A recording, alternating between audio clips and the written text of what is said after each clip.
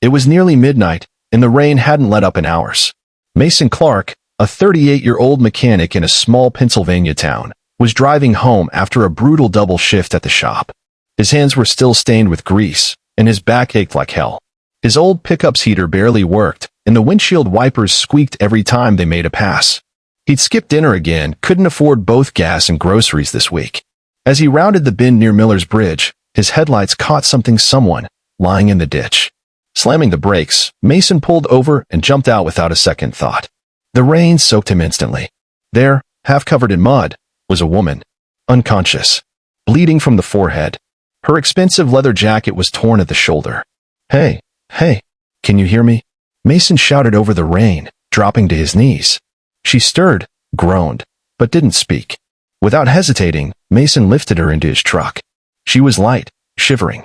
Her face was pale, but even through the grime, she looked important, not like someone from around here. He turned the heat up as high as it would go and raced toward the nearest urgent care center, 20 miles out. She came to briefly in the truck. "Where am I?" she whispered. "You're safe," Mason said, glancing over. "You were in the ditch. I found you." "My plane," she murmured. "Crashed." "Plane." Mason blinked. But before he could ask, she passed out again. The clinic stabilized her and flew her out to a hospital in Pittsburgh within hours. Mason stayed until the helicopter lifted off, drenched and shivering in the waiting room chair. He didn't even know her name. A week passed. Then two.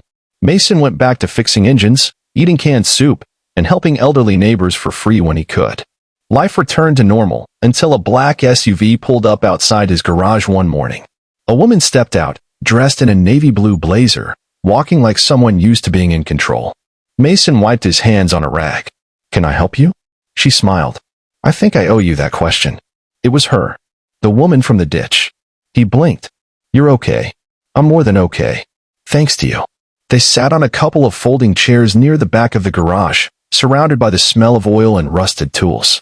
Her name was Ava Calder, a decorated Air Force pilot, turned commercial jet commander, turned aviation entrepreneur. Billionaire. She'd been flying solo to test a prototype electric aircraft when a freak storm forced her down. No one knew where she'd landed. No one but Mason. "I looked for you," she said. "The hospital tried to find the man who brought me in, but they only had your first name. No number, no address." Mason shrugged.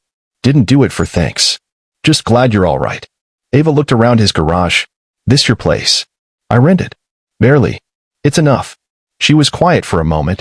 Then, "Why'd you help me?" He frowned. "What do you mean?" "I was muddy. Bloody. Could have been dangerous. Could have been a setup. But you didn't even hesitate." "Didn't seem like a choice," he said simply. Ava returned a few more times over the next weeks. She brought coffee, then lunch. One day, she rolled up her sleeves and helped Mason change out a transmission. Turns out, she wasn't afraid to get her hands dirty. Their friendship grew, unlikely, but real. Then one evening, she handed him a set of keys and an envelope. "What's this?" he asked. "A new garage. Fully stocked. Paid for. In your name." Mason stared. "What? No. I can't take this. You didn't ask for anything. You saved my life. Let me change yours." He hesitated. "I don't want anything from you," she added. "No headlines. No charity story. Just kindness, returned." Months later, Clark Auto and Aviation opened in a larger space. With Ava's connections and Mason's heart, the place thrived. They started a program that trained underprivileged teens in mechanical and aviation repair free of charge. Mason's hands were still stained with grease most days, but now they were also building futures.